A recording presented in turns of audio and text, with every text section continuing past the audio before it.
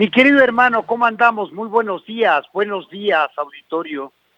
Hace muchísimos años, en el año de 1940, Lázaro Cárdenas se atrevió a firmar un decreto mediante el cual el Estado iba a proporcionar la droga necesaria para los que eran pacientes en realidad, no tratados como delincuentes, sino como pacientes y que utilizaban la droga y que obviamente iba a ser bajo supervisión médica y poco a poco iba disminuyendo.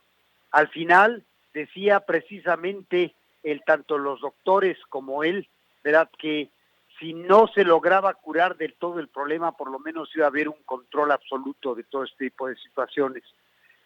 Si vemos el año de 1940, debemos recordar que unos meses antes, el 1 de septiembre de 1939, había iniciado la Segunda Guerra Mundial con la invasión de Alemania sobre Polonia, aplaudida por los grupos occidentales, y que después cuando Hitler se viene para porque pensaban que se iba a ir directamente con Rusia, cuando se regresa hacia acá es cuando empiezan a protestar.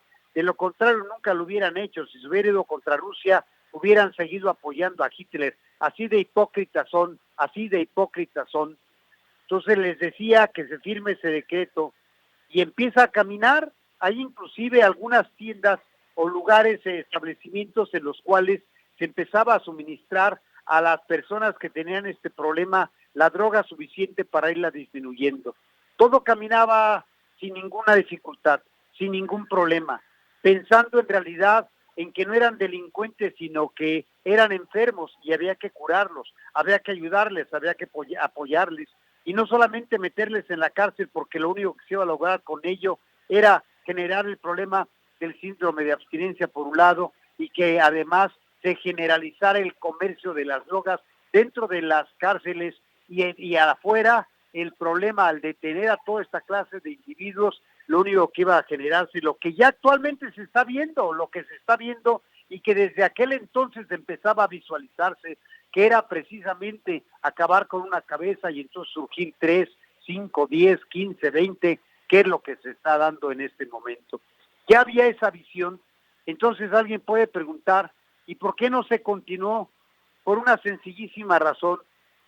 Pablo Escobar, en algún comentario que hizo, sostenía que cuando empezaron a hablar sobre la extradición de los colombianos hacia Estados Unidos, dice, si Estados Unidos realmente se preocupara por la salud de sus habitantes y del mundo en general, no solamente prohibiría las drogas, sino que mantendría desde luego el licor bastante alejado y todos los cigarrillos y todos los demás sustancias que son altamente nocivas para la salud, pero no, las drogas fueran las que les gustaba, porque en el fondo es un problema económico y un problema de hegemonía, y un problema que va mucho más allá de la cuestión moral. Ellos no tienen moral, eso es definitivo. Ayer hablábamos de los curas, tampoco tienen moral, tampoco tienen moral. Acá sucede exactamente lo mismo. ¿Qué pasó entonces con el señor Cárdenas, que empezaba a caminar con esto y que de haberlo logrado se hubiera continuado y el problema de la droga no lo tuviéramos tan fuerte como actualmente sucede? Lo que pasó es que empezaban a necesitarse medicamentos. México no podía comprar a Europa por la situación que se estaba viviendo en la Segunda Guerra Mundial y porque los mercados estaban cerrados y ocupados obviamente de sus problemas internos. Estados Unidos, para presionar y que se cerraran estos establecimientos, fíjense nada más la inmoralidad de eso, iba a decir una cosa, voy a dejarlo nomás, de estos tipos, ahí lo dejo nada más, no voy a ir más allá. La inmoralidad de estos fue presionar al gobierno de Cárdenas de que o cerraban estos centros o no les vendían alimentos, no les vendían medicinas. Así de grave era la situación. Se tuvo que decir de alguna manera, en forma eufemista, ¿verdad?, de que no se cierran, simplemente se posponen los programas. Nunca volvieron a abrirse, nunca volvieron a ocuparse. Estados Unidos, al final del cuento, siguió triunfando. En el pecado lleva la penitencia. La inmensa mayoría de sus jóvenes son víctimas de la drogadicción, pero eso no les importa porque sus ganancias siguen siendo extraordinariamente exorbitantes. ¿A cambio de qué? de unas cuantas vidas de jóvenes en el mundo, de jóvenes y de niños que caen víctimas de la droga.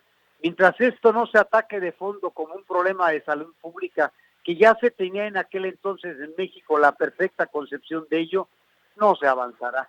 Así es de que podremos seguir llenando las cárceles de delincuentes, de personas que son adictas y bañar las calles de sangre, que a Estados Unidos eso no le importa.